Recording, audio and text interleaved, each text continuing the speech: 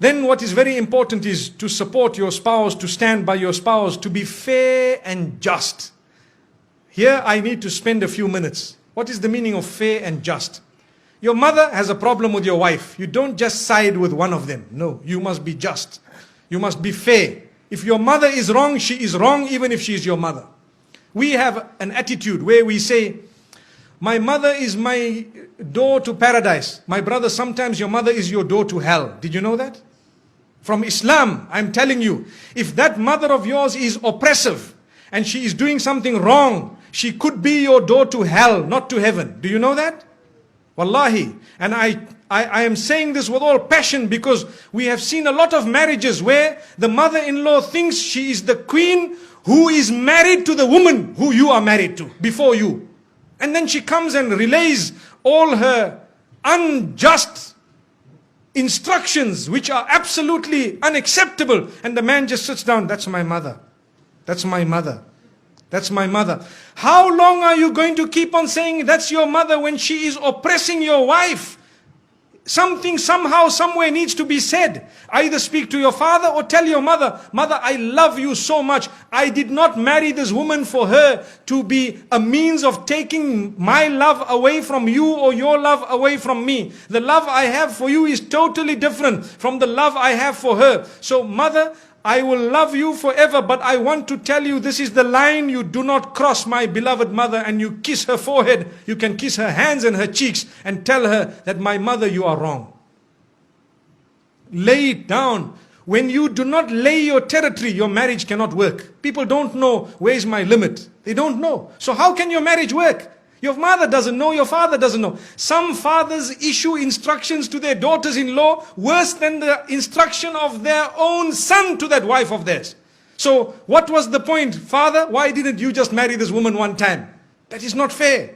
You cannot just come and say, that's my daughter-in-law, I must tell her, you stand here, you go there. No, they have their life. Give them their freedom. Understand, they too need to grow in marriage to live happily ever after. It's not just you who comes and dish instructions and go out. I know this, what I've said here might be a bit bitter for some people to digest, but it is a fact of life. It is a red button that we press, and we need to press it and constantly remind people, because when you talk about happily ever after, remember, you need to address issues that are current and valid. Otherwise, you are wasting your time. I cannot speak about a fairy tale because none of us will then learn something by the time we walk out of these doors. So this is why we say you need to be just. Tell your father where he should stand with respect. And please, the parents, do not hate your child just because he needs a bit of time with his wife. No. Or the wife needs time with the husband or the children. No, allow them that. Let them go. You do not have to go everywhere your children go.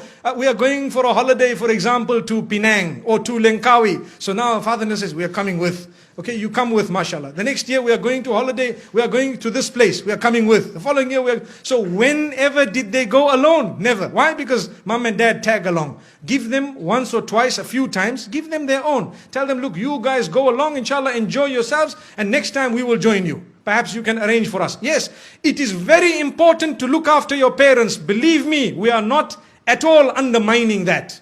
That is a rule on its own. Look after your parents, but be just when it comes to your relation with them and the relation with your spouse. Be just. Even your children. Some people, and this happens in some homes, they have more than one child. So the children begin to get children. So those children who live with them in the same home, every time we shout them, we pick on them. Why? Because they live in the same home. And when the other son's children come, because they live far away, oh, my son, where were you? What happened? These children are watching. They are seeing, look at this grandfather of mine.